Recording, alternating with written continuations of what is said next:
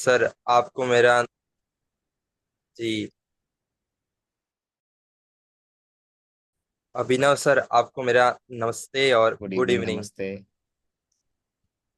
जी। और हारून जी, जी आप ये लिंक अनाउंसमेंट में शेयर कर दीजिए। जी मैं पहले ही व्हाट्सएप और टेलीग्राम ग्रुप में इस मीटिंग का लिंक शेयर कर चुका हूं, तो मैं अब दोबारा भी शेयर कर देता हूं। बिल्कुल। और अगर अगर जी। अगर आपको तो लगे कि लास्ट मोमेंट पे कुछ कम लोग ज्वाइन कर पा रहे हैं तो हम ये दोबारा भी कर सकते हैं कभी, ठीक है। अभी भी करेंगे और फिर से एक बार कभी हाँ और जी सर। भी कर सकते हैं। अगर हमें लगे कि आज कम समय में लोग नहीं आ पाए तो हम एक बार और कर लेंगे कभी। हाँ। और सर मैंने आपका बैच 19 से कोर्स किया है, तो क्या बात। मुझे वो कोर्स बहुत ही बढ़िया लगा। खत्म किया और सबसे पूरा? बढ़िया। पूरा खत्म कर हाँ पाया जी। आप? सारा 21 सेशन कर पाया आप? मैंने बीच बीच में ही किया था। एक बार मैं और आपका कोर्स वापस लूंगा। बिल्कुल। क्या अच्छा लगा आपको, बताइए, आप बता रहे थे। हाँ जी।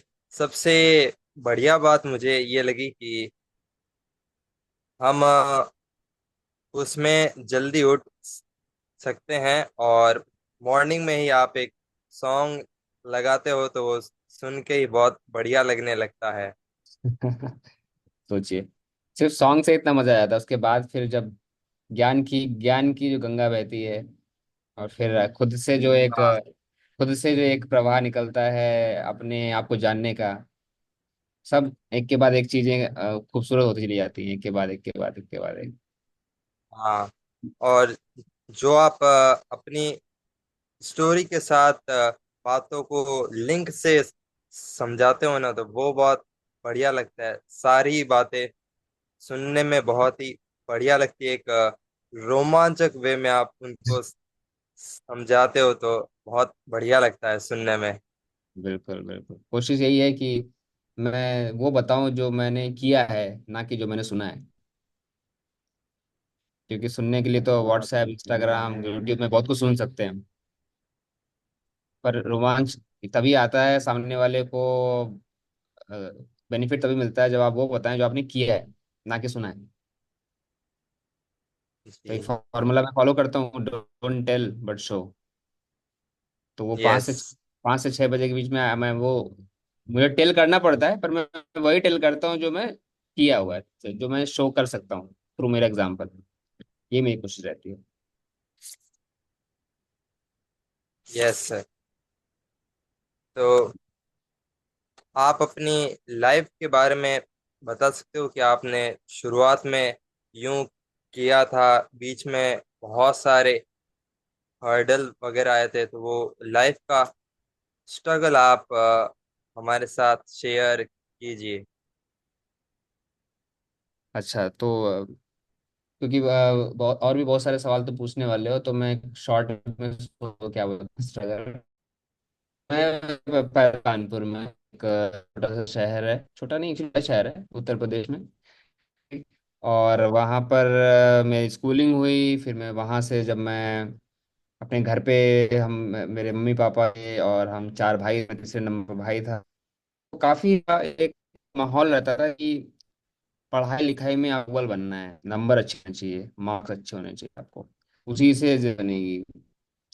मेरा शुरू शुरू में तो मेरा रुझान क्रिएटिविटी में रहता था। कभी कॉमिक्स देखना, कार्टून पढ़ना, ड्राइंग करना, कुछ इमेजिनरी कुछ कैरेक्टर्स करना जाके। पर धीरे धीरे जब प्रेशर बिल्ड होने लग गया और थोड़ी थोड़ी मार पड़ने लग गई जब छोटी छोटी बातों पर, तो फिर मैंने कहा कि भाई मार नहीं खानी है, ध्यान देते हैं पढ़ाई पे, ध्यान देते हैं, अगर वही चाहिए घर वालों को, तो वही। तो फिर वहां से फिर हमने पढ़ाई में ध्यान दिया। अब जब एक ही चीज पे ध्यान दे रहे थे तो वही से अच्छी हो गई। तो स्कूल में काफी अच्छे नंबर आए, भी अवार्ड्स मिले। काफी ज्यादा वो जो ट्रॉफीज ऑफी सब मिलती रहती हैं, स्कूल के अवार्ड, ये सब अवार्ड वो सब मिले, हाँ तो वालों को तो खुशी होती थी, लेकिन खुद को लगता है कि ठीक है, अगर इनको खुशी मिल रही है तो अच्छा ही होगा। मुझे तो कुछ ज्यादा खुशी का माहौल समझ में नहीं आता, उनको खुशी रिकॉर्डिंग हो गई। रिकॉर्डिंग स्टार्ट रीस्टार्ट करनी है। स्टार्ट हो गई। हो गई। तो इंडिया में ऐसा बोला जाता है कि आ, पहले इंजीनियरिंग करो, उसके बाद सोचो क्या करना है जिंदगी में। यस। तो हमने भी वही किया, इंजीनियरिंग करी, पढ़ाई करी, और उसके बाद जॉब में लगे। जॉब लगने के बाद समझ में आया कि इस जॉब में दिल नहीं है। दिमाग तो लगाने पे लग जाता है पर दिल नहीं लग रहा है। वहां से फिर हमने 3 साल जॉब करने के बाद तो वो शायद संघर्ष था कि कहीं आप काम कर रहे हैं और वहां पर आपका दिल नहीं लग रहा है, लेकिन आप करे जा रहे हैं, करे जा रहे हैं, करे जा रहे हैं, क्योंकि किसी के लिए अच्छी जॉब है, रिस्पेक्टफुल जॉब है, जॉब सैलरी। तो पर मैंने जी। शायद 3 साल बाद दिल का सुनने का मुझे, मतलब दिल को इग्नोर कर करके मैं थक गया था। तो मैंने सुना फिर, और फिर मैं निकल गया ऐसे रास्ते पे जिसमें मेरा दिल था। और वो था नेचर के लिए काम करना, एनवायरनमेंट के लिए काम करना, सोसाइटी के लिए काम करना, कि दुनिया को बेहतर बनाना। जैसा जिस जिस जैसी दुनिया मुझे मिली थी, मैं उससे बेहतर बना के छोड़ूं, ये उद्देश्य हो गया। और वहाँ से फिर मैंने एनजीओज में काम किए। फिर धीरे धीरे अपने आप को, अपनी लाइफस्टाइल बदली। मैं खुद एक कॉन्शियस लाइफस्टाइल की तरफ चल पड़ा। वीगन, मिनिमलिस्ट, इन सब चीज़ों को मैंने अपने लाइफस्टाइल में ढाला। फिर मैं धीरे धीरे एंटरप्रेन्योर बन गया। एंटरप्रेन्योर से मैंने हमारे रेस्टोरेंट स्टार्ट किए जो कॉन्शियसनेस और प्लांट बेस्ड फूड को सपोर्ट करते हैं, अवेयर करते करते हैं। वैसे करते करते हमने फिर कम्युनिटी स्टार्ट करी जिसका नाम उबुंटू वर्स है, जिसको अभी हम धीरे धीरे प्यार से ग्रो कर रहे हैं पूरी दुनिया में। और उसके थ्रू हम लोगों को एजुकेशन दे रहे हैं, एम्पावरमेंट दे रहे हैं, एंगेज कर रहे हैं। और जो मुझे कठिनाइयाँ आई अपना पर्पस ढूंढने में, उन सारी कठिनाइयों को दूर करने की कोशिश कर रहे हैं जितना कर सकें। कठिनाइयाँ तो थोड़ी रहेंगी, लेकिन जितना हो सके वो रास्ता अगर मिल जाए तो फिर अब उस रास्ते की कठिनाइयाँ लेने में दिक्कत नहीं होती है। किसी और रास्ते की कठिनाइयाँ लेने में बहुत दिक्कतें होती है। अपने रास्ते की कठिनाइयाँ आप अपना लेते हो, तो अपना रास्ता पर धूल मिल जाए, कठिनाइयाँ तो लेनी पड़ेंगी, लाइफ है तो। ऐसा है।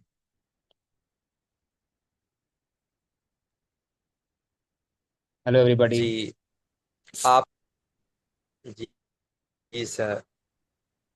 आपने बहुत ही अच्छे से अपने लाइफ के बारे में बहुत ही बढ़िया वे में सब कुछ समझाया है। ये सुन के मुझे बहुत ही बढ़िया लगा। और मेरे और भी बहुत सारे सवाल हैं कि लोग ज़्यादातर स्पिरिचुअलिटी को अपने रिलीजन के साथ जोड़ देते हैं, तो इस बारे में आप क्या बोलेंगे?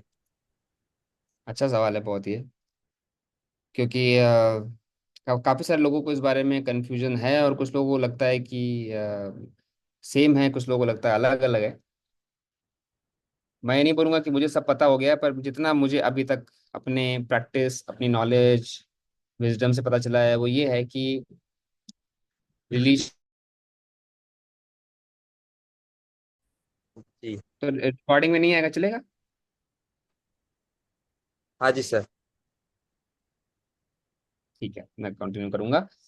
तो जो रिलीजन है, रिलीजन, और जब हिंदी या संस्कृत में बोलते हैं तो धर्म बोलते हैं, लेकिन एक्चुअली में ये ट्रांसलेशन गलत है। रिलीजन का ट्रांसलेशन धर्म नहीं होता है। रिलीजन का ट्रांसलेशन ओपिनियन होता है।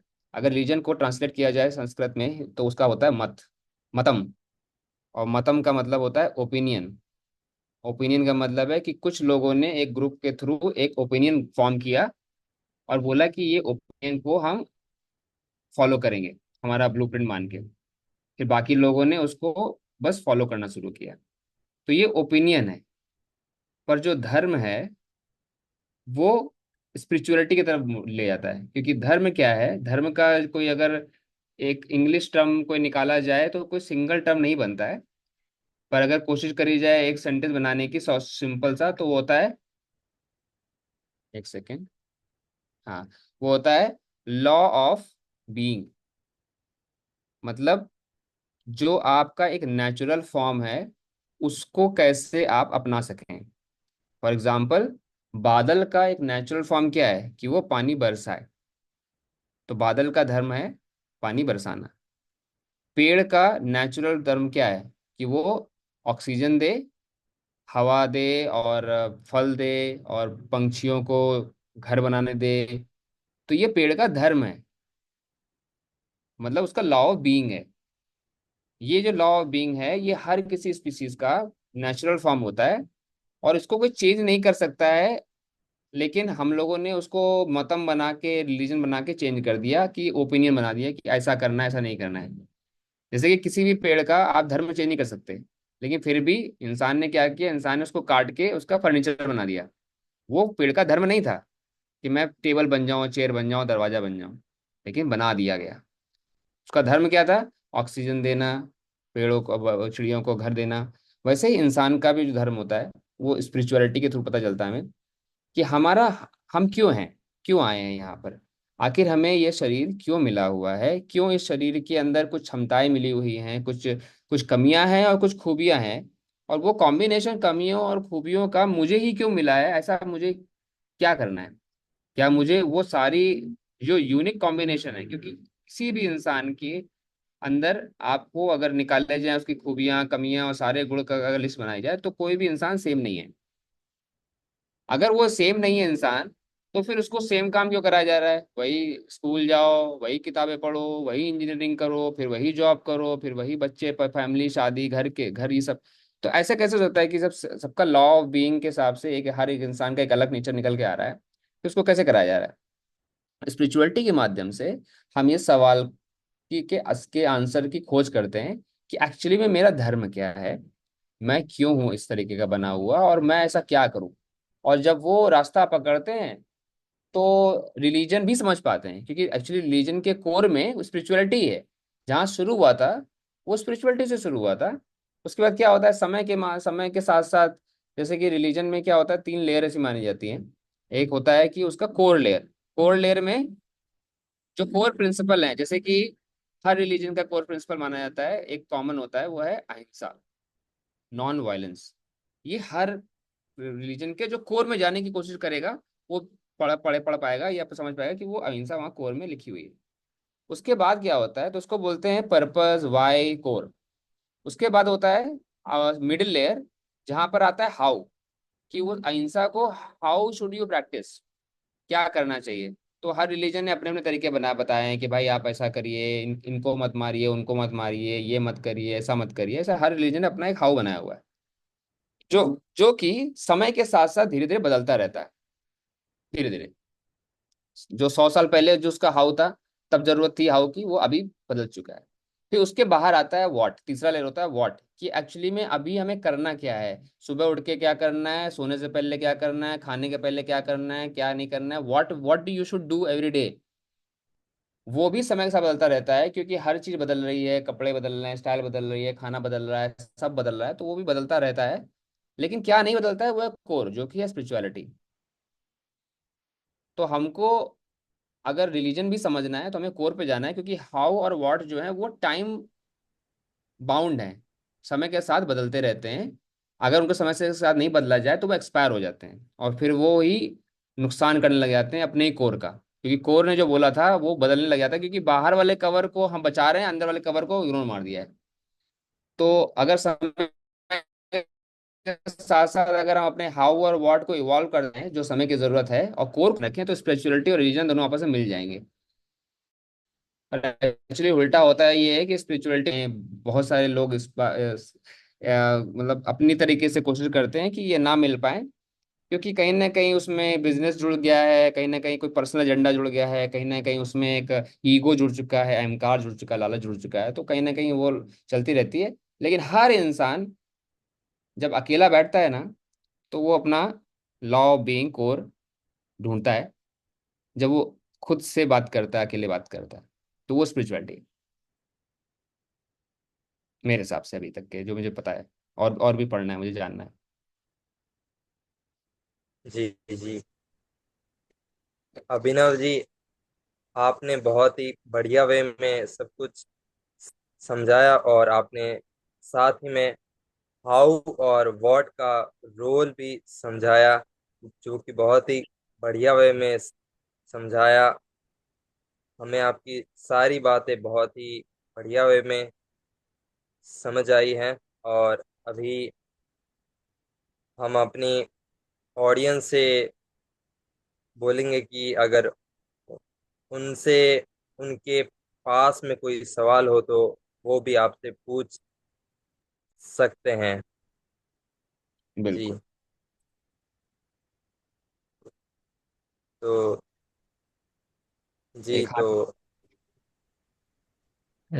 Thank ji you Manoj ji, आपने मुझे ये मौका दिया कि मैं क्वेश्चन कर सकूं। मैं अपना कैमरा ऑन नहीं कर पाऊंगा क्योंकि मेरी तरफ इंटरनेट की क्वालिटी इतनी अच्छी नहीं है। अगर मैं कैमरा ऑन करूंगा तो क्या पता ये मीटिंग डिस्कनेक्ट हो जाए। तो मेरा अभिनव जी से ये क्वेश्चन है कि जिस तरह हम आजकल के बिजी दौर में रह रह रहे हैं कि हर कोई पैसे के पीछे भाग रहा है, और या उसने कुछ अपनी ख्वाहिशात के पीछे भाग रहा है, उनको लेके वो अपनी जिंदगी में चलता जा रहा है। तो अगर हम अगर हम spirituality Abhinav is talking on mute.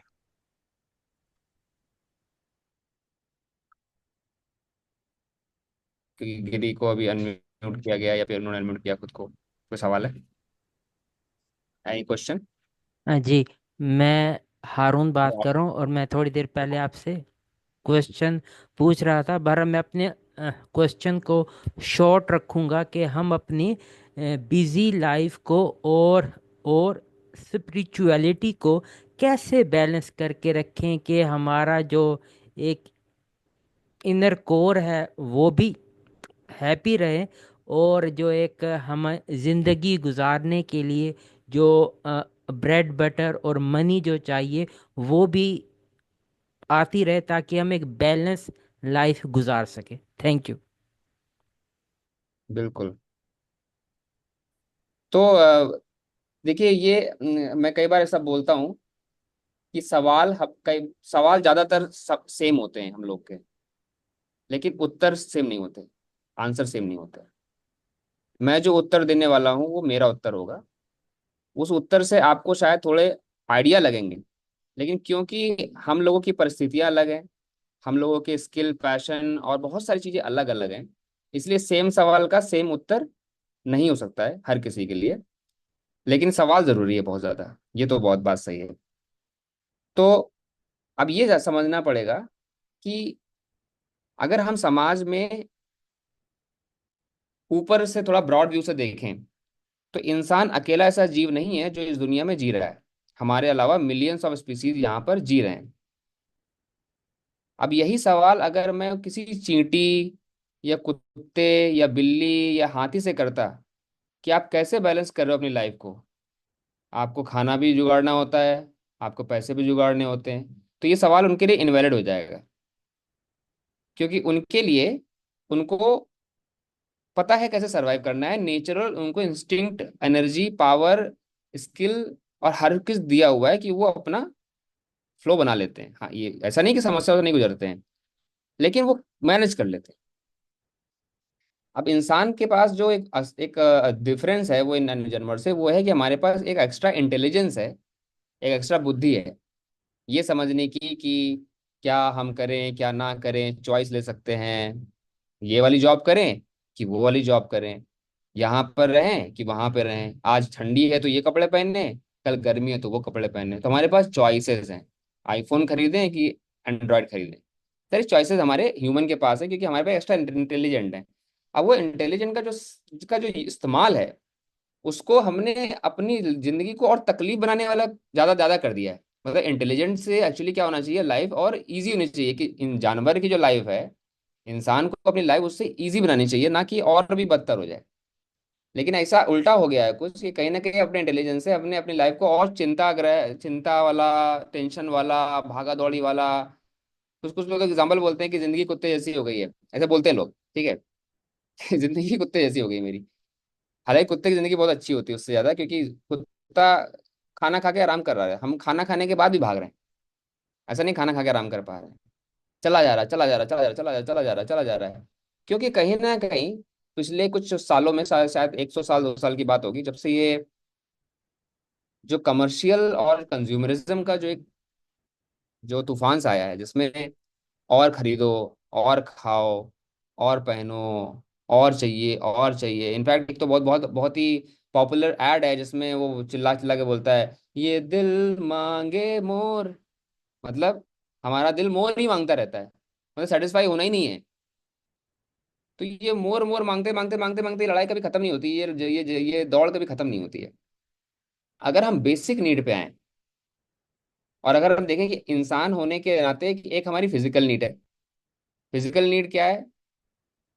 3 वक्त का खाना, सिंपल खाना, सोने के लिए एक कोई अच्छी जगह, साफ जगह जिस पे सो सकूं मैं, एक सर के ऊपर छत, और कुछ बेसिक कपड़े जिससे मुझे मेरे मौसम के हिसाब से, एनवायरमेंट के हिसाब से मैं रह सकूं। हम क्या करते हैं? हम उसको कन्वर्ट करते हैं। मुझे तो तरह तरह के खाने खाने, बदल बदल के खाना खाना है, ऑर्डर करके खाना खाना है, पिज्जा खाना है, बर्गर खाना है, क्या क्या खाना है। कपड़े, चलो चलो, कपड़े लेके आते हैं, ये आते हैं। घर, मेरा घर छोटा, लोग क्या बोले, उसके कितना बड़ा है, वो देख का घर लिविंग 2 माले की बिल्डिंग में रहता है, उसका 4 रूम है, मेरा कैसे एक बेड। नीड कितनी? 3 बाय 6 की बेड है। एक इंसान कितने में होता है? 3 बाय 6 में बच्चे। वो आ गए हैं जी। हाँ, हारून जी आ गए। अरुण जी। जी हाँ, मैं आ हाँ, चुका हूँ। तो आई मैं एम मैं बैक। तो मैं कंटिन्यू कर देता हूँ मेरा वाला आंसर। तो बेसिकली हमें हमारी बेसिक नीड समझनी है पहले तो। बेसिक नीड सबकी अलग अलग है, मैंने बोला सवाल सेम है। मेरी बेसिक नीड क्या है? आंसर आपको ढूंढना है। आप कहाँ रहते हो, क्या जरूरत है आपकी, क्या अभी आपके ऊपर जिम्मेदारियां हैं जिनसे आप अपना पलड़ा नहीं झाड़ सकते।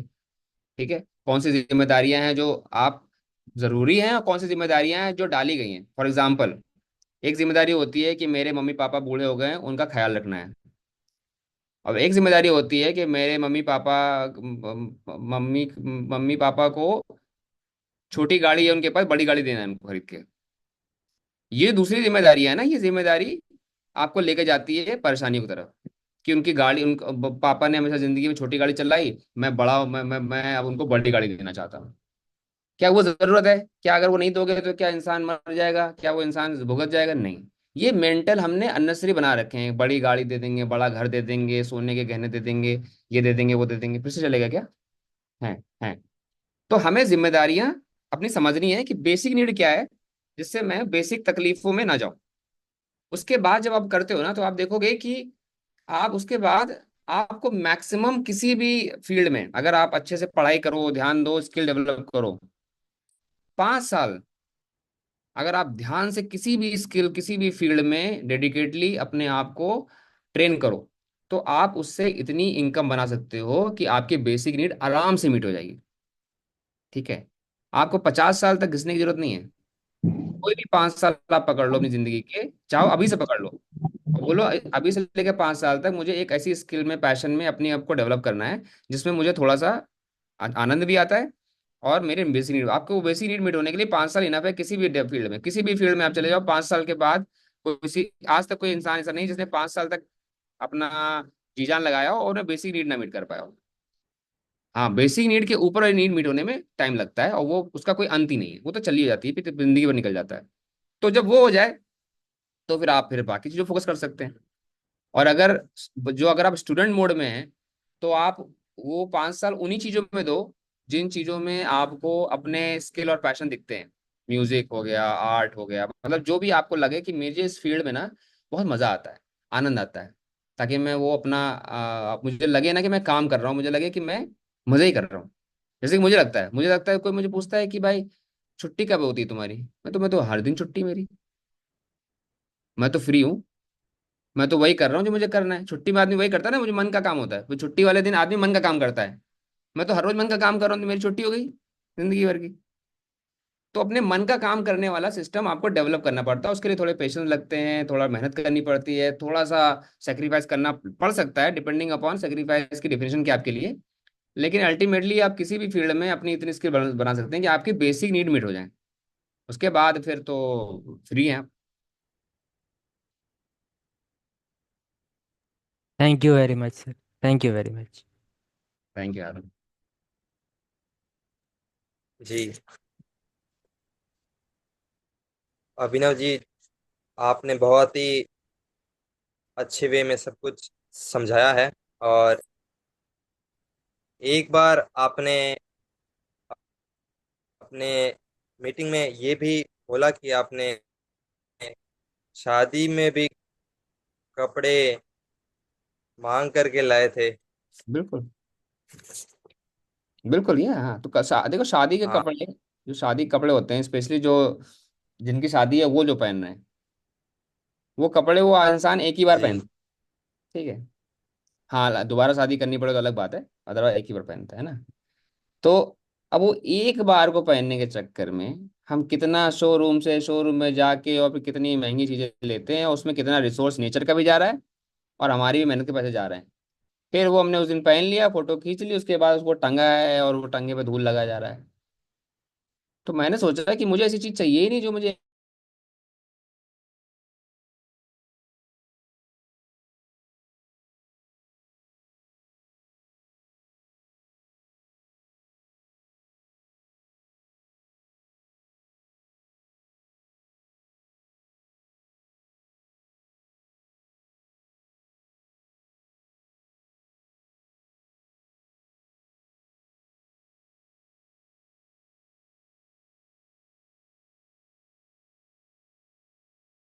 आपने बहुत ही अच्छे वे में सब कुछ समझाया है।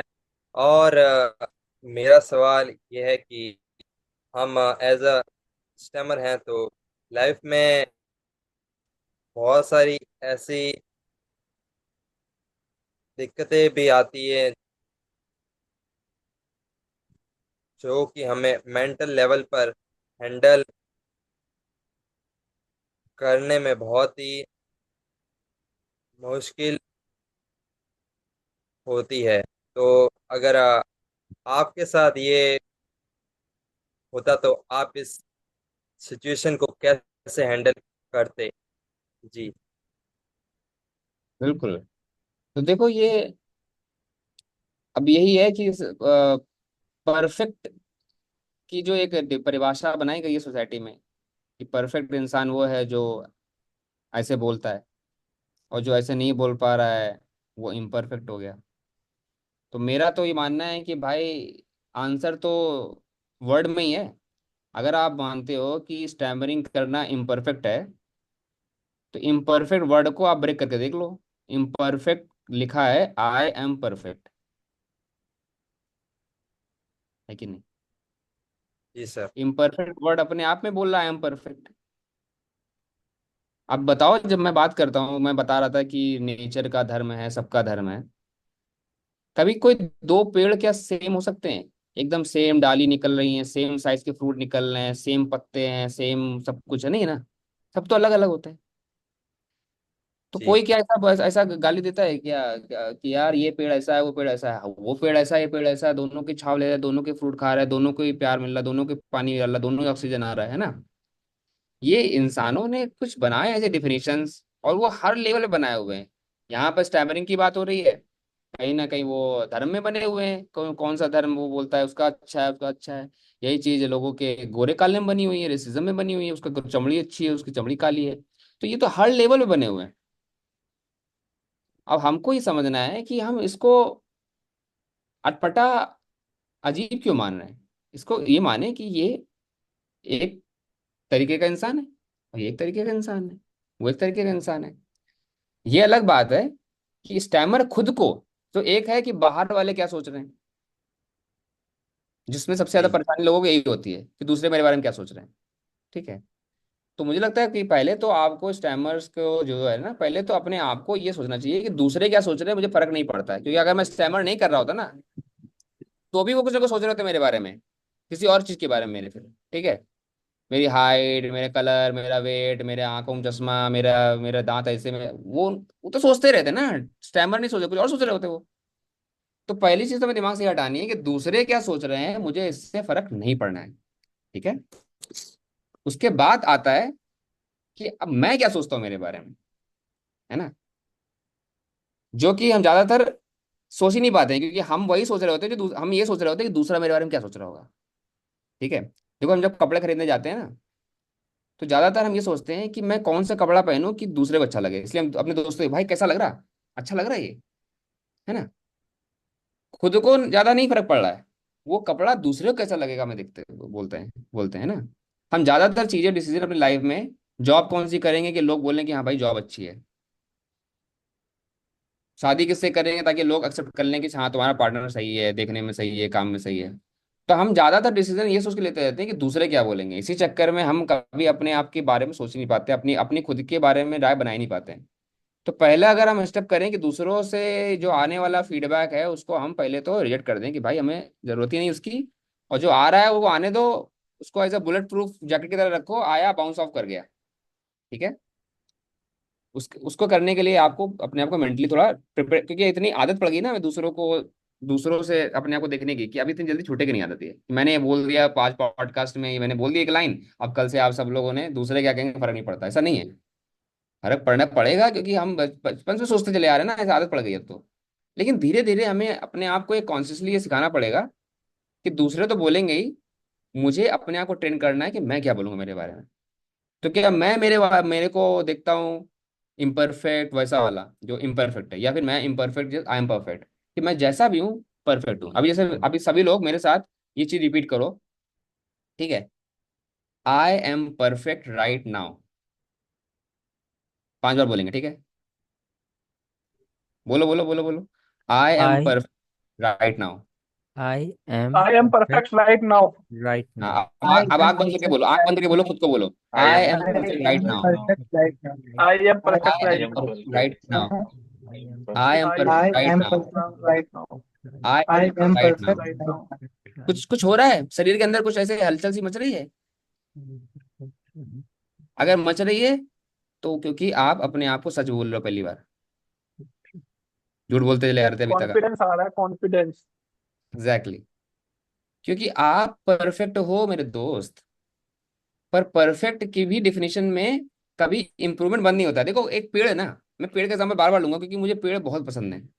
एक पेड़ है ना, मैं आज अगर पेड़ देखूंगा, परफेक्ट है वो, पर अगर कल मैं उसके पास जाऊंगा ना तो मुझे एक नया फूल दिखेगा वहां पे। तो इसका मतलब थोड़ी ना कि कल वो परफेक्ट नहीं था, कल वो परफेक्ट था, आज वो बेहतर हो गया, फूल निकल गया, परसों उसमें फ्रूट निकल जाएगा, फिर वो फ्रूट गिर जाएगा, नया निकल के आ जाएगा। परफेक्ट का मतलब ये नहीं कि ग्रोथ बंद हो गई है, परफेक्ट का मतलब ये है कि मैं जैसा भी आज हूं, I accept myself completely. वो एक जब भी मेट मूवी का डायलॉग है, मैं मेरी फेवरेट हूँ। हम सबको वो डायलॉग रट लेना चाहिए, मैं मेरा फेवरेट हूँ। ठीक है। अगर आप खुद के फेवरेट नहीं बनोगे तो दूसरे क्या बनाएंगे आपको फेवरेट, आपका अपना, पहले तो खुद को बनाना पड़ेगा ना। तो हमें एज अ स्टैमर कम्युनिटी, और या किसी भी कम्युनिटी जो भी सुन रहा है ये, पहले तो हमें दूसरों का फीडबैक बंद करना पड़ेगा, और अपने आपस में जो हम बात कर रहे हैं खुद के बारे में, उसके वर्डिंग्स को बेटर करना पड़ेगा। जो सच है, सच ये है कि आप परफेक्ट हो अभी आज, सच ये है कि आप अपने फेवरेट हो, सच ये है कि आप अमेजिंग हो, आप ब्यूटीफुल हो, आप एकदम लाजवाब हो, यही सच है। लेकिन आप बेहतर होते चले जा रहे हो, सीखते चले जा रहे हो। तो उसके बाद फिर क्या होता है, फिर सीखने का प्रोसेस चलता रहता है, जिंदगी भर आप काम करते रहें, स्टैमर को बेटर करते रहें। अगर आपको कहीं ना कहीं करियर में या मतलब कहीं पर टेक्निकली प्रॉब्लम आ रही है तो अलग बात है, पर ये इमोशनल प्रॉब्लम और ये ओपिनियन वाले प्रॉब्लम, इनको हटा दीजिए। अगर टेक्निकल प्रॉब्लम नहीं आ रही है तो कोई जरूरत नहीं रही है स्टेमर करते जिंदगी भर, कोई दिक्कत नहीं है। अगर आपने कहा आप किसी को सॉफ्टवेयर बनाना है, आईटी में काम करना है, उसको क्या जरूरत है स्टेमर ठीक करने का, यार वो अपना आईटी में सॉफ्टवेयर बना रहा है, खतरनाक खतरनाक वो अपना जॉब कर रहा है, जॉब कर रहा है, नहीं क्या जरूरत है हटाने की। पर सोचो किसी का अगर जॉब है एंकरिंग करना, किसी का जॉब है कंटेंट बनाना, किसी का जॉब है टीचिंग करना, तो जॉब की वजह से उसको फिर इंप्रूव करना पड़ेगा। तो टेक्निकल डिमांड की वजह से आप उस पर काम करो। ये कोई और पसंद करे ना करे, सोसाइटी क्या बोल रही हो क्या बोले, इस चक्कर में बनाना छोड़ दो। उस चक्कर में आप अपनी प्रोग्रेस को स्लो करते हो। क्योंकि क्या होता है, अगर आपका अंदर की जो आवाजें है ना वो निगेटिव चलती चली जा रही है, तो अपना कॉन्फिडेंस गिरता रहता है। और लैक ऑफ कॉन्फिडेंस से आप कैसे इंप्रूव करोगे? आपका खुद का इंप्रूवमेंट करने की क्षमता कम हो जाएगा। तो प्लीज चेंज योर लैंग्वेज। मैं ये दो चीजें बोल रहा हूँ, आप ये शुरू कर दो। आपको खुद बता देगा, सोने से पहले ये बोलना शुरू कर दो। जितने तरीके से बोल सको। मैं मेरा फेवरेट हूँ, आई लव माई सेल्फ, मैं परफेक्ट हूँ। सोने के पहले जैसे भी घुमा फिरा के अपने बारे में अच्छी अच्छी बातें बोलो, और उठने के बाद भी बोलो। ठीक है? ये दो गोलियां हैं जो आपको लेनी है सोने के पहले, उठने के बाद। क्या गोलियां हैं? अपने आप से बात करनी है एकदम पॉजिटिव तरीके से। आप ये करके देखो, 21 दिन अगर कहानी ना बदल जाए तो आप मेरा पॉडकास्ट, मेरा कम्युनिटी ज्वाइन मत करना। चलिए और बताइए। जी। हम में से एक पार्टिसिपेंट है अफजल खान। तो मैं चाहूंगा कि अगर उनका कोई क्वेश्चन है तो वो अपना क्वेश्चन पूछ सकते हैं। बिल्कुल। ओके, अभिनव भाई, गुड इवनिंग। Good evening. कहाँ से अफजल, कहाँ से बात कर रहे हैं आप? जो भाई हम है दिल्ली में रहते हैं, और मैं दिल्ली एसएचजी का सह कोऑर्डिनेटर हूँ। अच्छा, वाह क्या बात है। आप है बहुत है, मैं अभी है दिन है बात हुआ था आपसे, हुई है चैट के माध्यम पर, कभी नए से बात करने का मौका नहीं मिला है। कोई बात बस नहीं, आज आ गया शुभ मुहूर्त। भाई, तो मेरा ये क्वेश्चन था ना भाई कि जैसे हम ना कुछ भी अपना प्रार्थना करते हैं, कुछ दिन के बाद हम लोग की आदत है छुट जाती है, ठीक है। हाँ। किसी भी रिलीजन में हो गया कि हम पूजा पाठ करते हैं, नमाज पढ़ते हैं, कुछ दिन तक तो हम ठीक रहते हैं, जोश में रहते हैं, ठीक है, हम्म। नहीं नहीं पढ़ो पढ़ो पढ़ो, चीजें अच्छी भी होती है, अंदर से मन को शांति भी मिलती है। बट कुछ दिन के बाद क्या होता है, कुछ सिचुएशन ऐसी आती है, इंसान बिजी हो जाता है, हम लोग चाह के भी प्रार्थना नहीं पढ़ पाते हम्म। ना, है कि चाह के भी नहीं पढ़ पाते, वो ऐसा टाइम आ जाता है, वो धीरे धीरे छुटती जाती है। हम्म। बट क्या है कि फिर हम लोग उसको दोबारा रीसेट करते हैं, रीस्टार्ट करते हैं, तो वो चीजें उतना जल्दी से ओबे नहीं हो पाती, तो हम्म। उसको हम कैसे अपनी लाइफ में ला सके कि वो दोबारा से रीस्टार्ट कर सके। क्या बात है अफजल जी। पहली बात तो हाई फाइव दीजिए। दिल्ली में हम रहे हैं, पढ़ाई करी है दिल्ली में, दिल्ली यूनिवर्सिटी में। और सवाल भी बड़ा अच्छा आपने पूछ लिया है। तो देखिए, एक बहुत ही ब्यूटीफुल कोट है। किसने दिया है मुझे याद, नाम नहीं याद है, पर उसने ये कोट दिया था कि जब हम प्रार्थना करते हैं तो हम ऊपर वाले से बात करते हैं, और जब हम ध्यान करते हैं या मेडिटेशन करते हैं तो ऊपर वाला हमसे बात करता है। तो हमको ये दोनों के बीच में काम करना है, और ज्यादा फोकस करना है कि ऊपर वाला हमसे बात करता रहे और हम उसकी बातों को सुनता रहें। क्योंकि हम यहाँ पर किसी एक लक्ष्य के लिए आए हुए हैं। वो लक्ष्य हमको ऊपर वाला बताता रहता है, सिग्नल देता रहता है, मैसेज देता रहता है। कभी कभी हम इग्नोर मारते रहते हैं, कभी कभी बहुत स्ट्रांगली आता है। हमें सुनने का काम है, हमें कुछ पूछना नहीं है ज्यादा, हमें सुनना है। हम पूछते समय तो अपने अपने ये दे दो, वो दे दो, ऐसा कर दो, वैसा कर दो, जबरदस्ती की डिमांड करते रहते हैं। तो हमें सुनना है। प्रार्थना जो बनाई गई थी ना, देखिए मैंने ये बात जब शुरू में आप ज्वाइन किया होगा तो मैं बता रहा था, रिलीजन के 3 लेयर होते हैं। पहला होता है एकदम कोर में, एक कोर प्रिंसिपल स्पिरिचुअलिटी, जहां पर अहिंसा, प्रेम, एकता, ये सारी चीजें एकदम कोर में बैठी हुई हैं। ठीक है? उसके बाद आता है आ, थोड़े रीति रिवाज, जिसमें प्रार्थनाएं आती हैं कि ये प्रार्थना बोलनी चाहिए सुबह उठ के, शाम को सोने से पहले, खाने के पहले, ये सब सारी प्रार्थनाएं आती हैं। और उसके बाद आता है कि हमें दिनचर्या अपनी कैसी बनानी चाहिए। और ये सारी चीज जो बीच वाला जो जो सबसे सेंटर पार्ट था ना, वो कभी बदलता नहीं है, क्योंकि वो तो अनंत काल तक चलेगा। उसके बाद की जो चीज है ना, प्रार्थना, जैसे प्रार्थना क्या है, जब प्रार्थना बनाई गई थी, जिस भी रिलीजन की प्रार्थना बनाई गई थी, उस समय उस समय सोसाइटी में एक लैंग्वेज थी। वो लैंग्वेज चलती लैंग्वेज थी, वही लैंग्वेज लोग बात करते थे। तो प्रार्थना जो बनाई गई थी ना, वो उनकी चलती लैंग्वेज बनाई गई थी, जो बात कर रहे हैं। तो क्या होता, प्रार्थना करने के लिए एक अलग से एफर्ट नहीं मानना पड़ता था, कि पता प्रार्थना है के लिए एक अलग से एक लैंग्वेज शुरू सीखनी पड़ेगी या समझनी पड़ेगी। जैसे कि हिंदू में क्या होता है, संस्कृत में प्रार्थना करी जाती है और बात करते हैं हिंदी में। पर जब प्रार्थना बनाई गई थी, तब बात संस्कृत में होती थी, इसलिए बनाई गई थी संस्कृत में, है ना। तो हमको कोर प्रिंसिपल को रखते हुए आज के टाइम पे हमारी चलती लैंग्वेज के फॉर्म में अपनी खुद की प्रार्थनाएं बनानी है, हर किसी को। प्रार्थनाओं को, प्रार्थना का इंटेंशन क्या है, कि भाई मैं ऊपर वाले से बात करूं, ऊपर वाला मेरे से बात करे। अब वो लैंग्वेज आप अपनी खुद की चूज करो, तो उससे क्या होगा ना, एफर्ट कम, बहुत कम हो जाता है। ये जो एफर्ट है ना, कि मुझे कोई एक चीज याद करनी है, रटना है, उस बुक को पढ़ना है और उस चीज को, मंत्र को पढ़ते रहना है। 90% से ज्यादा लोग जो प्रार्थना करते हैं उनको मतलब पता नहीं क्यों करते हैं, बस किसी ने बताया इसलिए कर रहे हैं, है ना। इसलिए प्रार्थना काम ही नहीं करती, क्योंकि जब आप खुद ही नहीं समझ रहे आप क्या बात कर रहे हैं, तो दूसरा क्या समझेगा जिससे आप बात कर रहे हैं। क्योंकि बात शब्द की है ही नहीं, ऊपर वाला का कोई लैंग्वेज नहीं है, लैंग्वेज इंसान का है। ऊपर वाला दिल से दिल कनेक्टेड है, और अगर दिल प्रार्थना नहीं कर रहा है तो प्रार्थना कहीं नहीं जा रही, मुंह से निकल के यहीं गिर रही, जैसे थूकते ना, थुक करके, ठीक है। और बिना बोले भी, भाई प्रार्थना करने का हक तो गूंगे को भी होगा ना, तो मतलब प्रार्थना की तो भाषा का कुछ है ही नहीं। अगर गूंगा भी कर सकता है प्रार्थना, तो भी भाषा की कोई वैल्यू नहीं रहेगी। तो हमें अपनी प्रार्थनाएं पहली बात तो खुद बनानी है। आप ये सोचिए कि आपको अपने, जिससे भी आपको बिलीव है, नेचर, यूनिवर्स, अल्लाह, गॉड, उसको आपको उससे कैसे बात करनी है, अपनी लैंग्वेज में, बिल्कुल सिंपल लैंग्वेज में, चलती लैंग्वेज में, ठीक है। जैसे कि कोई आपका गुरु है, कोई आपका मेंटर है, जिससे मुझे रिस्पेक्ट में बात करनी है, और वो बदलते रहिए। ये भी नहीं है कि मैंने बना लिया मुझे ये करना है, मतलब ये बेसिक एक बात करनी है उससे, समझ रहे हो। कोई इसकी आदत नहीं डालनी है, कोई इसको रटना नहीं है, कोई इसके एक फिक्स फॉर्मेट नहीं बनाना है, क्योंकि वो फिर से वही बन जाएगा जाके। आज आप बनाओगे फॉर्मेट, पे आप अपने बच्चों को सिखाओगे, बच्चा फिर सिखाएगा जाके, अभी 100 साल बाद एक और नई प्रार्थना बन गई जाके, इसको रोज रटना पड़ रहा है। हमको क्या सिखाना है, कि प्रार्थना आपकी और आपके ऊपर वाले के बीच की एक पर्सनल बात है, दिल से दिल बात है। करो, जब मनो करो। वो हर समय सुन रहा है, आपका जब मनो कर लो। सुबह करना है, शाम को करना है, रात में करना है, रात में उठ के करना है, सुबह उठ के करना है, जब करना है, क्योंकि ऊपर वाले का कोई ब्रॉडकास्ट कभी बंद नहीं हो रहा।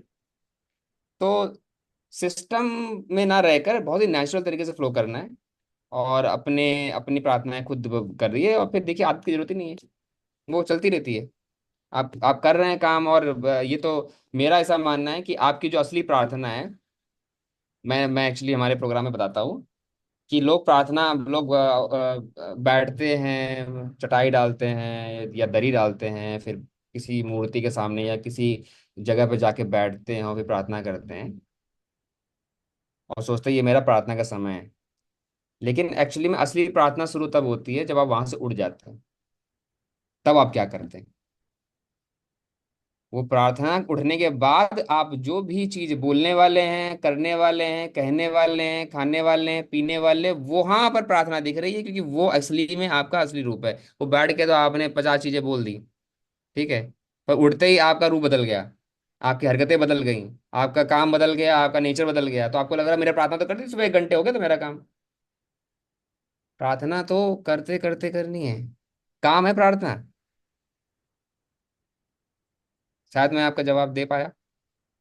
हाँ, बिल्कुल बिल्कुल सही बात है। मैं जितना इसका समझ पाया कि कोई है जरूरी नहीं है, जो है रूल नियम है प्रार्थना का उसे ऑबे करो, जब तुम्हें टाइम मिलता है दैट इज कर लो बस। और अब है, और ही ये भी चीज आपने बहुत बढ़िया बोली है कि जो आप प्रार्थना करते हो उसको लाइफ में उतारने की भी कोशिश करो, क्योंकि जब हम ऊपर वाले से बात करते हैं तो वह बहुत अच्छी तरीके से बात करते हैं, और जैसे ही आँख खुली तो वह गाली गलौच में ये वो तू तड़कते बात हो जाती है।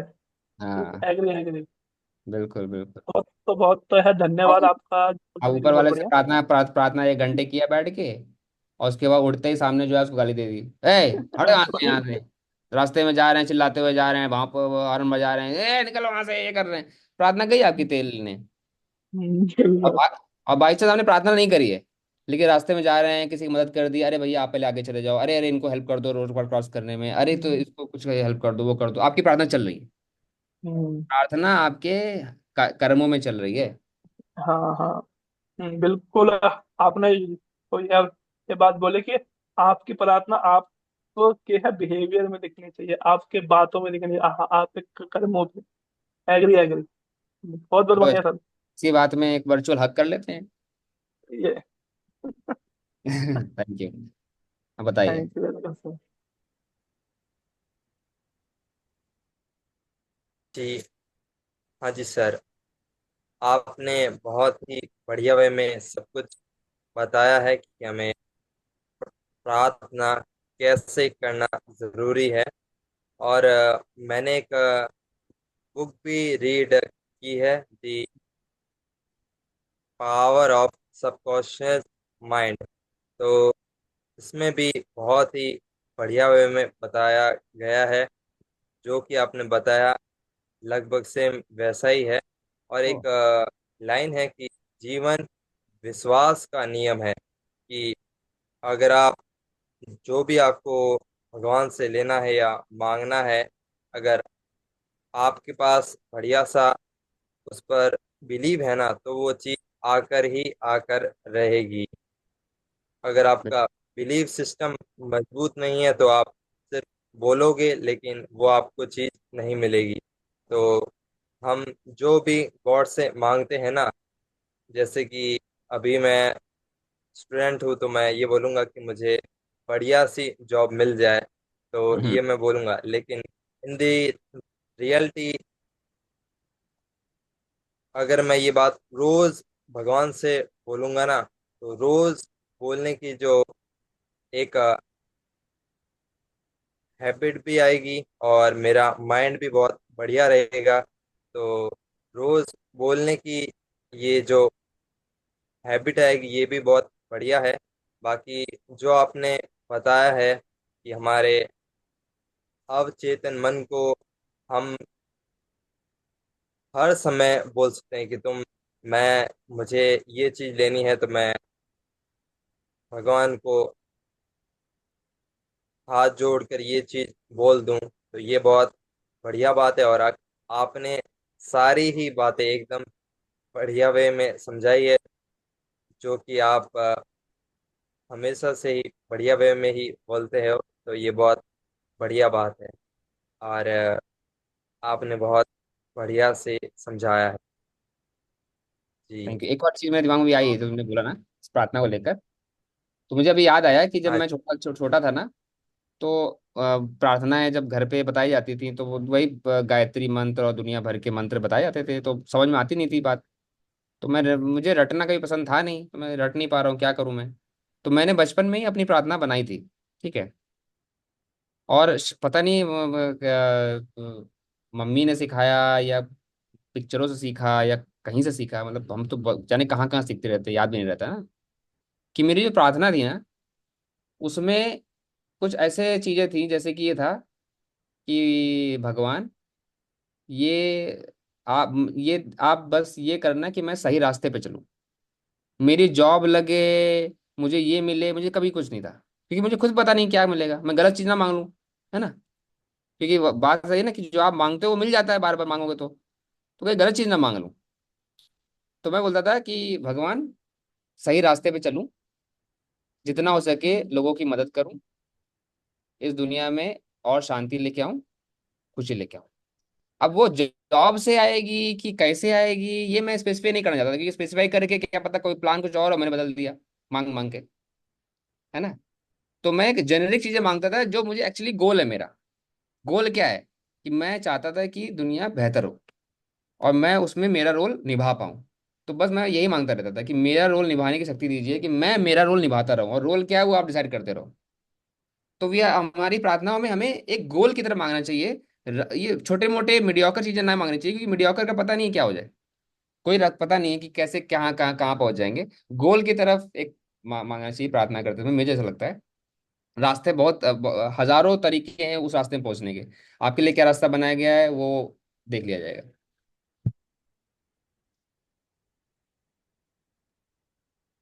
जी बहुत बढ़िया अभिनव जी। और सबसे बढ़िया बात की आपने अपनी बचपन की बात को हमारे साथ शेयर किया। आपका बहुत बहुत धन्यवाद। और अभी सिर्फ लास्ट एक मेरा क्वेश्चन है आपसे कि हम जब मेडिटेशन और अध्यात्म में आगे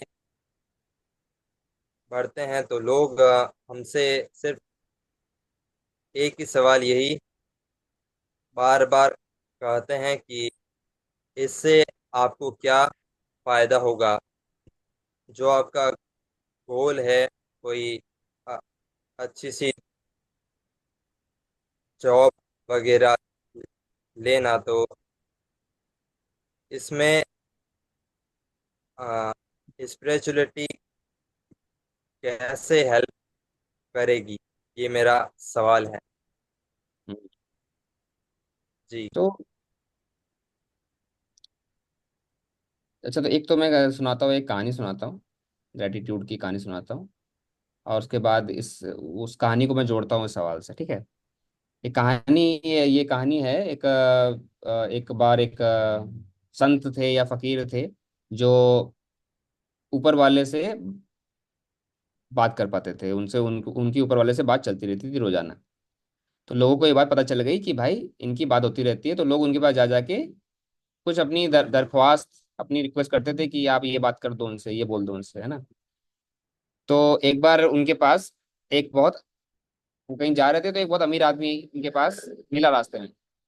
वो अपनी बड़ी सी गाड़ी से उतरा, और बड़ी सी गाड़ी से उतरते ही उनके सामने सर झुका के बोला बोला अरे फकीर जी, ये आप ना अपना भगवान से बोल दो कि मेरे पास बहुत ज़्यादा हो गया है, पैसा वैसा बहुत ज़्यादा हो गया है अभी अभी बहुत ज़्यादा हो गया, प्लीज़ बंद कर दो विद इन, और नहीं चाहिए। तो उसने कहा, ठीक है हम बोल देंगे, और नहीं चाहिए। फिर वो थोड़ा आगे गए तो एक आदमी, गरीब आदमी बैठा था अपना कटोरा लेके सड़क के किनारे। उसने बोला कि अरे महाराज, अरे भगवान से बात हो तो बोलना, कुछ तो दे दे, जो वो कटोरा खाली है। बोलता ठीक है हम बोल देंगे। तो फिर अगले दिन वो मेडिटेशन करते समय बात हो रही थी, मेडिटेशन तो भगवान से बात करनी है, उनका सुनना है। तो उनसे बात हो रही थी और बोला उसने कि देखो ये हम मिस्टर मिस्टर ए से मिले, उन्होंने बोला देना बंद कर दो, मिस्टर बी से मिले, उन्होंने बोला कुछ तो दे दो। तो भगवान बोलता है कि मिस्टर ए से बोलो कि वो सुबह शाम मेरा थैंक यू करना बंद कर दो। वो सुबह शाम मेरा थैंक यू करता रहता है, मुझे उस पर और कोई और प्यार आ जाता है, मैं और दे देता हूँ। और मिस्टर बी से बोलो कि सुबह शाम मेरे को गाली देना बंद कर दो। वो सुबह से शाम मुझे गाली देता रहता है, तो मुझे उस पर प्यार ही नहीं आता, मैं देता ही नहीं कुछ उसको, मैं इसीलिए, क्योंकि जब मैं उसको देखता हूँ गाली दिया जा रहा है, वो कोसे कोसे जा रहा है मुझे, तो मुझे प्यार नहीं आता है। तो वो इंसान, वो फकीर गया उसके पास, अमीर आदमी से बोला कि भाई भगवान ने बोला है कि अपना थैंक यू देना बंद करो थोड़ा, तो देना बंद करे। बोलता है थैंक यू देना कैसे बंद कर दे यार, इतना सब कुछ दिया है आजकल, आज मेरे पास जो है वो सब कुछ है, मैं थैंक यू देना तो बंद कर, ये तो मैं कर ही नहीं सकता थैंक यू देना बंद। तो बोलता है भाई यार फिर तुमको मिलना बंद नहीं होगा। फिर वो गरीब के पास जाता है, बोलता है कि अरे भगवान ने बोला कि थोड़ा थैंक यू देना शुरू करो।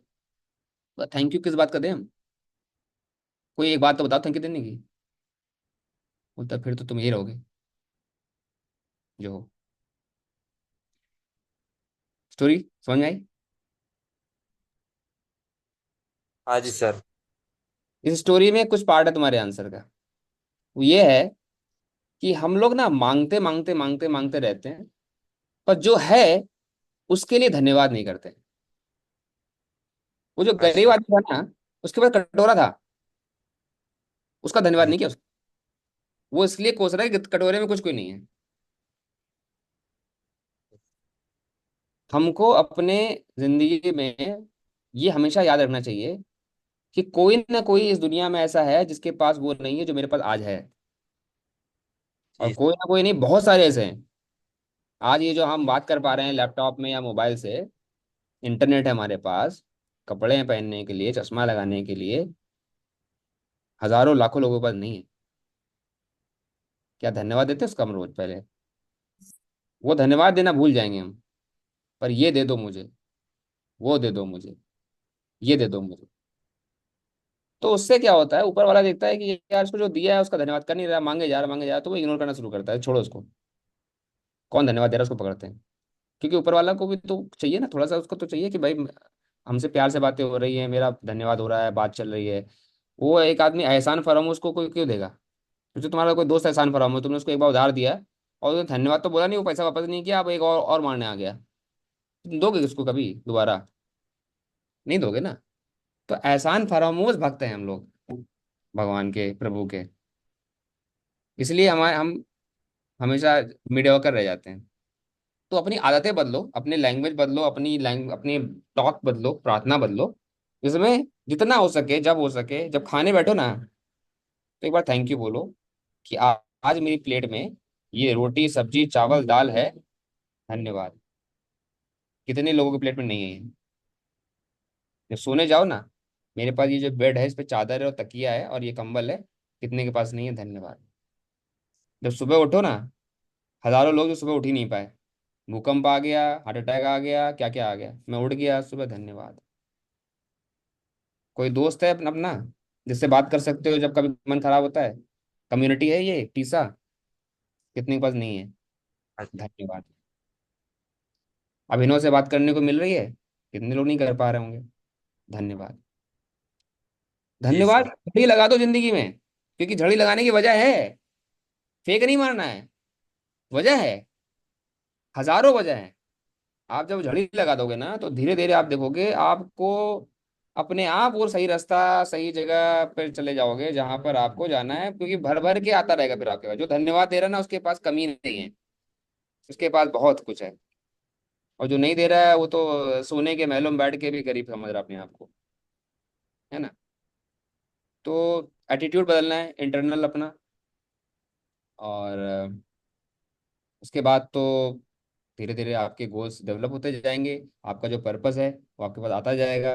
पर्पस को ढूंढने का जो रास्ता है वो, ये शायद ये बुद्धा ने बोला था, पर फर्क नहीं पड़ता किसने बोला था, पर बात बहुत सही है कि इस जिंदगी का उद्देश्य है, इस जिंदगी का उद्देश्य ढूंढना।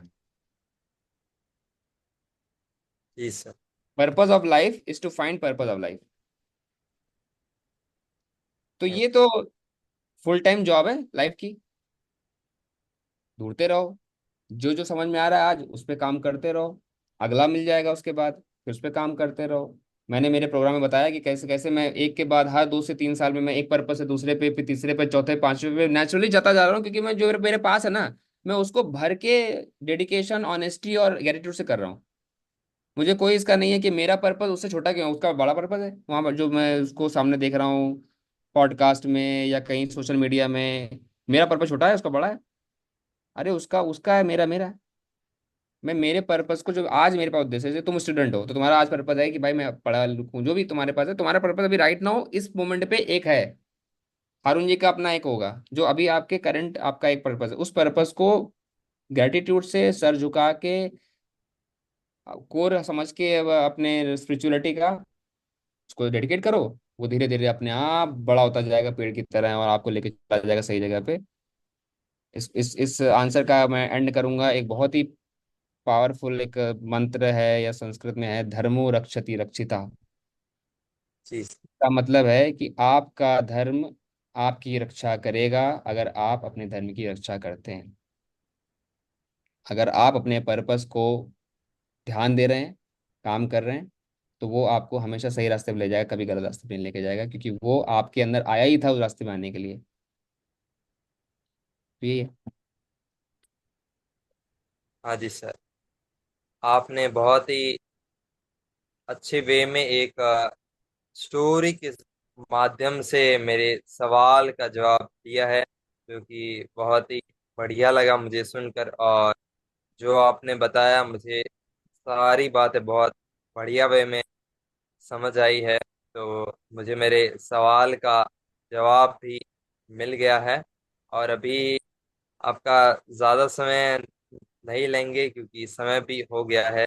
बस हारून जी और अफजल जी का शायद अभी कोई डाउट है, तो वो आप बता दीजिए। कोशिश करता हूँ मैं मैं जल्दी से बता। पूछिए। Thank you Abhinav ji. आप इस प्रोग्राम में आए और हमें 1 घंटा दिया। बस हमारे छोटे से सवाल हैं, तो मैं चाहूँगा कि आप इसको बहुत शॉर्ट वे में हमें बताने की कोशिश कीजिएगा। आप अपनी वर्कशॉप में लव और कंपैशन के बारे में बहुत डिटेल से बताते हैं, लेकिन हम जिस लाइफ में रह रहे हैं वहाँ टॉक्सिक पीपल भी हैं, जो कि चाहते हैं कि अपना मतलब या हमें अपने मतलब के लिए यूज करें। तो ऐसे लोगों से, ऐसे टॉक्सिक पीपल से अपनी लाइफ में कैसे डील किया जाए? Thank you. हम्म। तो ज़रूरी सवाल है। और मैं इनवाइट करना चाहूँगा कि टीसा की सारी कम्युनिटी को वो वर्कशॉप करनी चाहिए, जहाँ पर इन सारे सवालों को हम बहुत ही डेप्थ में समझते हैं। और मैं वो फॉर्मूला वहाँ पर सही सही होता है कि सवाल सेम है, आंसर अलग है, क्योंकि आंसर मैं आपसे निकलवाता हूँ वहाँ पे। यहाँ पर मैं आंसर दे रहा हूँ क्योंकि ये पॉडकास्ट है। तो हमें ना नज़रिया बदलना है अपना दूसरों की तरफ। हमको ये जो बोला ना आपने कि ऐसे टॉक्सिक लोग हैं, ये सेंटेंस अपने आप में प्रॉब्लम है, वो लोग प्रॉब्लम नहीं है। क्योंकि ये हो सकता है कि वो भी किसी के साथ बैठ के आपके बारे में ये बोल रहे हो कि बहुत टॉक्सिक लोग हैं। तो टॉक्सिक कौन है? टॉक्सिक मेरी सोच है। कोई भी इंसान डिफॉल्ट में टॉक्सिक नहीं होता है, उसको परिस्थितियां बनाती हैं। कभी कभी वही इंसान एक इंसान के लिए टॉक्सिक होगा, दूसरे इंसान के लिए देवता होगा। मतलब उसका कोई डिफॉल्ट नहीं है कि वो टॉक्सिक ही है। वो एक के लिए देवता, एक के लिए टॉक्सिक, क्योंकि वो सिचुएशन है, वो बहुत सारी चीजें हैं जो डिपेंड करती हैं उस पर। तो मैं जिस जगह से लोग इंसानों को देखता हूँ, मेरे पास जो चश्मा है, जो चश्मा मैंने बिल्ड किया है इतने सालों से काम कर करके, मुझे मिला नहीं था वो। मुझे मिला तो ये चश्मा था जहाँ मुझे टॉक्सिक और बैड पीपल और गुड पीपल सब दिखता था। और अब जो मैं चश्मा पहनता हूँ उसमें मुझे दिखता है कि दुनिया में दो तरीके के लोग होते हैं। एक होता है जिसको अपने उद्देश्य के बारे में अवेयरनेस है, और दूसरा है जिसको अपने उद्देश्य के बारे में कोई अवेयरनेस नहीं है। Person who knows their why और purpose, and the person who has no idea about their why and purpose. बस इन दोनों के बीच की बात में हम रह रहे हैं।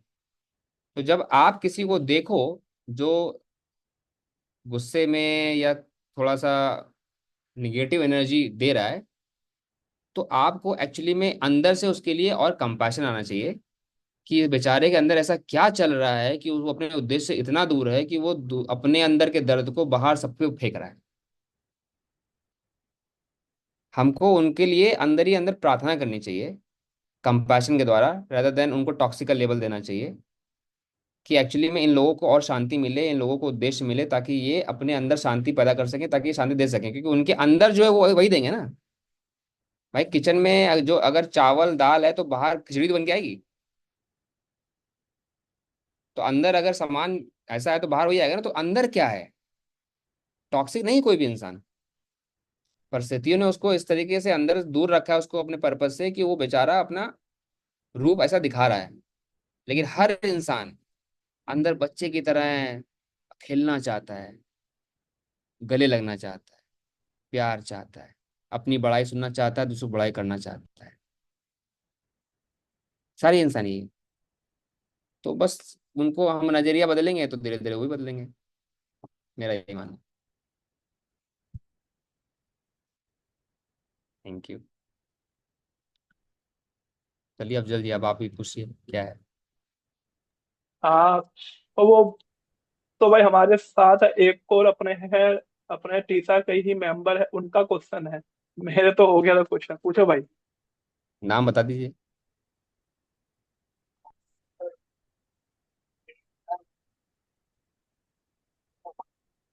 आवाज नहीं आ रही है, शायद वो दूर है। हाँ जोर से बोल। हाँ हाँ।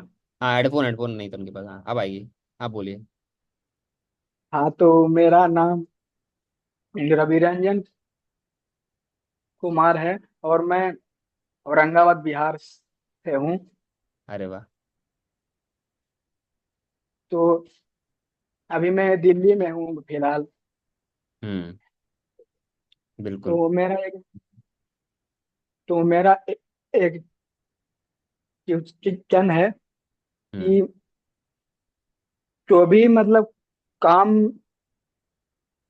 करना चाहता हूँ, लेकिन मतलब मेरा माइंड में मतलब वो मतलब बातों मतलब दूसरी आने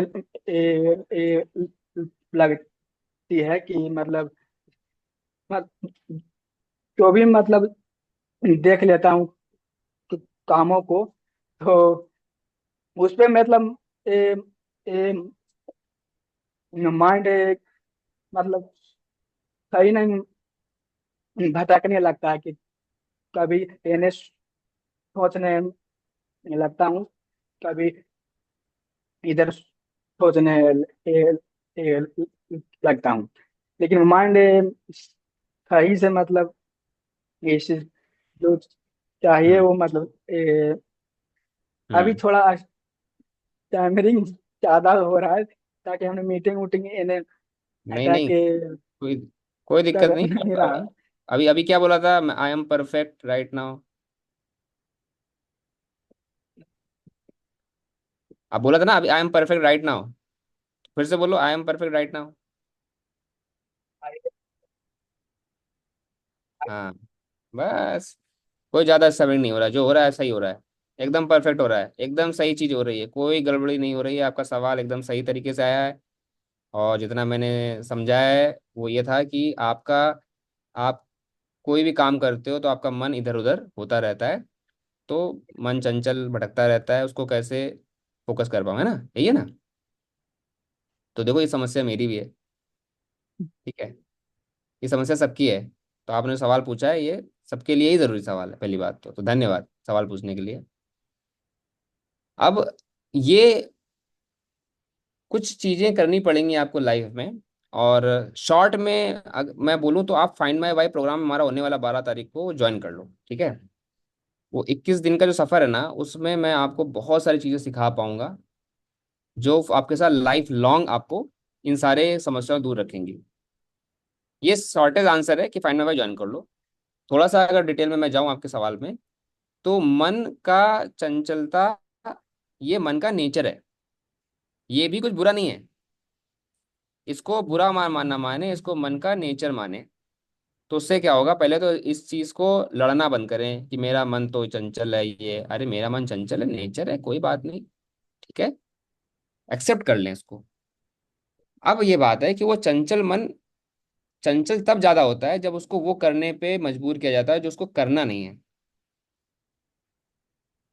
जब वो इंसान वो करेगा जो उसको करने की इच्छा है और करने में उसको मजा आ रहा है, चंचलता अपने आप कम हो जाएगी। तो अपनी हैबिट्स, अपने वो शौक जो आपको अच्छे लगते हैं, आप खुद नोटिस करिए कि कौन से ऐसी चीजें हैं जो मैं जब करता हूँ चंचलता कम होती है। अब उसमें बहुत सारी चीजें होंगी जो उसमें कोई प्रोडक्टिव नहीं है। फॉर एग्जाम्पल, कोई बोलेगा मेरे को मूवी देखने में कोई चंचलता नहीं होती, मूवी देखूं मैं पूरे दिन बैठ के क्या? नहीं। पॉइंट ये है कि मूवी देखने में चंचलता नहीं होती तो मूवी देखो, प्रैक्टिस करो वहां पर स्थिरता लाना। क्योंकि वहां उस हैबिट से प्रैक्टिस आएगी कि मैं स्थिरता हूँ, मैं स्थिर ले रहा हूँ, मतलब मेरा दिमाग एटलीस्ट एटलीस्ट मूवी देखता हूँ 2 घंटे तो स्थिर रहता है। या मैं टेबल टेनिस खेलता हूँ, या मैं कबड्डी खेलता हूँ, या मैं किताब पढ़ता हूँ, या मैं ये करता हूँ। उस हैबिट्स को ढूंढो पहले जहां पर मन चंचल कम रहता है। और वो ज्यादातर आपके वो चीजें होंगी जो आपका पैशन होता है, आपको जो करना पसंद होता है। किसी का खाना बनाने में चंचलता कम होती है। धीरे धीरे वो सारी आदतों को इकट्ठा करो जहां पर चंचलता कम होती है, और कोशिश करो कि दिन में वो हर सारी चीजों को कुछ ना कुछ आप कर रहे हो, ताकि क्या एक दिमाग को कुछ ऐसे ब्रेक मिल रहे हैं जहां पर चंचलता नहीं करनी पड़े, क्योंकि मुझे वो काम कर रहा है जो मुझे अच्छा लग रहा है। जैसे कि ये हो गया, वो हो गया, वो हो गया। तो उन सारी आदतों को अपने दिनचर्या में लेके आओ। और मोबाइल आज के टाइम पर सबसे ज्यादा वजह बन गया है चंचलता को 100 गुना बढ़ाने में।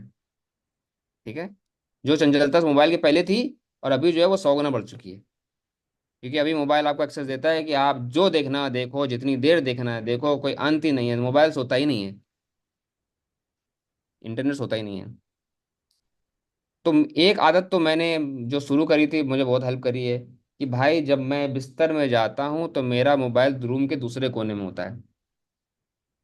ठीक है, ये रूल बना रखा है कि बिस्तर के ऊपर मेरा मोबाइल नहीं जाएगा। अगर मुझे काम है तो मैं बैठ के करूंगा दूर, पर मैं बिस्तर में जब जाऊंगा ना, तो मोबाइल नहीं जाएगा मेरे साथ। शुरू शुरू में आप अभी आप क्या करते हो, बिस्तर में लेके जाते हो मोबाइल? हाँ। हाँ, है ना, सभी लोग लेके जाते हैं ज्यादातर आजकल की दुनिया में। तो मोबाइल को बिस्तर से दूर रखो, जितना मोबाइल करना है वो बिस्तर से हटा के कर लो, बैठ के कर लो कहीं पे कोने में जाके। जब बिस्तर में जाओ ना, मोबाइल हटा दो। और जब बिस्तर में जाओ, उस समय अगर नींद ना आए तो कोई किताब पढ़ो,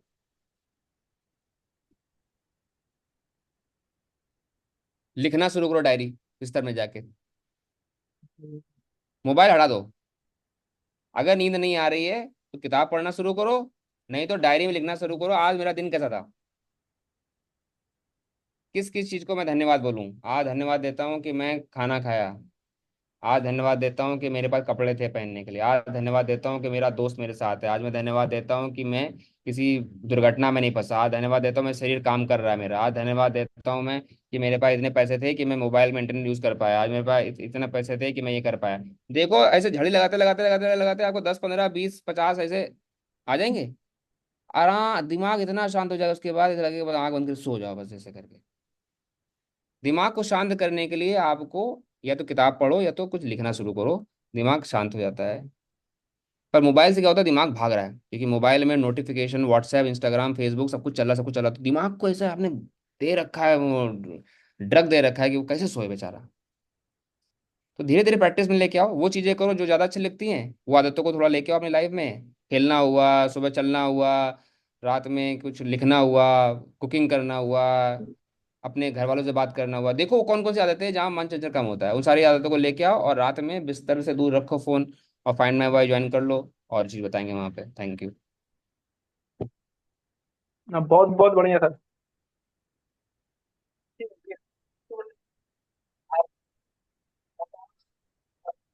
आवाज नहीं आ रही क्योंकि हेडफोन उसके पास है, तो हेडफोन माइक माइक इसमें है ना। हाँ। हाँ बोलो। हाँ तो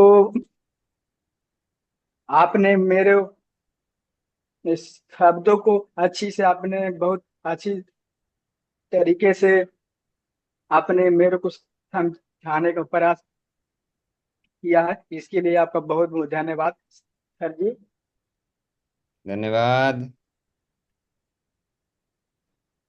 परफेक्ट है एकदम आप, आज कोई कमी नहीं है आप में।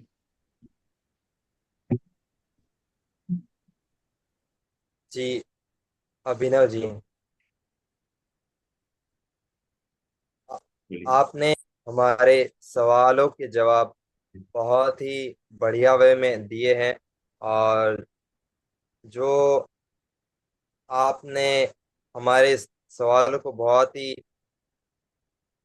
अच्छे से सुना है, उसके लिए आपका बहुत बहुत धन्यवाद। क्योंकि लोग ज़्यादातर हमारी बातों को सही से समझ नहीं पाते हैं, लेकिन आप एक ही बार में हमारे सभी सवालों को अच्छे से समझ गए हो। और जो लास्ट में आपने बहुत ही बढ़िया और हेल्पफुल बातें बताई हैं कि हमें ज़्यादातर फ़ोन से दूर ही रहना है, और ज़्यादातर दूसरी एक्टिविटी में खुद को इन्वॉल्व रखना है, जैसे कि बुक रीडिंग हुई, बाहर जाकर आउटडोर गेम में हुआ, या बाहर जाकर घूमना हुआ। ये सब, ये सारी एक्टिविटी से हमारा मन भी बहुत शांत रहता है, और यहाँ वहाँ मन नहीं घूमता है, सब कुछ बढ़िया एकदम वे में रहता है। और मैं भी, जो आपने बोला कि हमको रीडिंग वगैरह ज़्यादा करनी ज़रूरी है, तो मैं भी वह ही करता हूँ। और मैंने नॉवेल्स भी, 2 4 नॉवेल्स भी मैंने रीड किए हैं। और मैं भी जब भी मेरे को फ्री समय मिलता है ना, तो मैं अपने फोन को स्विच ऑफ करके एक जगह पर रख देता हूँ। और जो फीलिंग आती है ना भाई, बहुत ही अच्छी आती है। जी। बिल्कुल बिल्कुल। जी। और मैं भी मतलब आप बोलिए, फिर मैं लास्ट में बोलूँगा कुछ। जी अरुण जी। ओ, मैं सबसे आखिर में अभिनव जी का शुक्रिया अदा करना चाहूँगा कि उन्होंने बड़ी पेशेंस से इस सारे सेशन को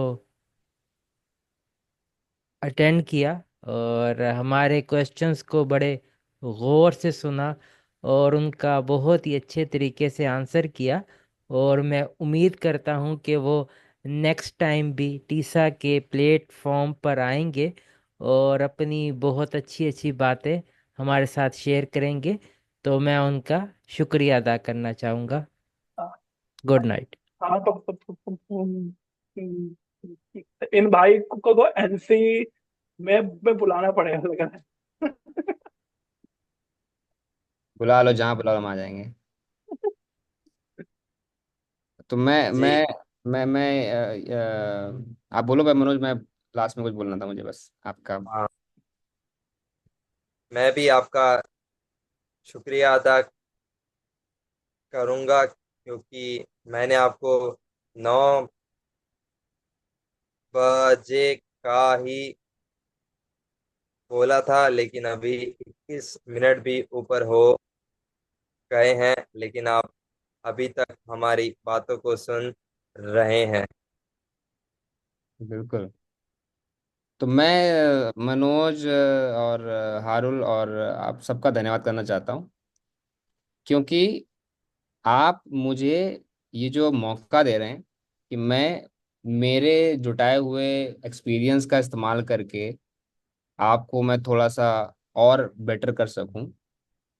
ये मौका जो आप मुझे दे रहे हैं, इसके लिए मैं आपको थैंक यू बोलता हूँ। क्योंकि अगर ये मौका मुझे नहीं देते तो मेरा एक्सपीरियंस का कोई फ़ायदा नहीं है।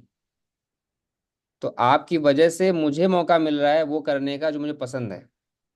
तो आपको थैंक यू कि ये मौका आपने मुझे दिया और आपने अपने दिल की बात सामने रखी और मैंने मेरे दिल की बात सामने रखी। अब यहाँ दिल दिल बात कर रहे थे और दिल में स्टैमरिंग नहीं होती, दिल खुल के बात करता है। तो दिल से दिल बात हाँ जी। हुई, दिल की बात सुनी, दिल की बात बोली, इसीलिए आपको समय का पता ही नहीं चला इसीलिए। यस बिल्कुल। धन्यवाद। जी। तो आपका। Okay, bye. जी अफजल जी। बाय बाय बोल रहे हैं अफजल, बोल रहे हैं। अब जाते हैं, मोबाइल रख के सोने जाते हैं साइड में। जी अभिनव जी, आपका बहुत बहुत शुक्रिया हमारे इस सेशन में आने के लिए। और उम्मीद है आप और भी आएंगे। बिल्कुल बिल्कुल, याद करिएगा, मैं फिर से आ जाऊंगा। जी। Okay sir. धन्यवाद, गुड नाइट। शुभ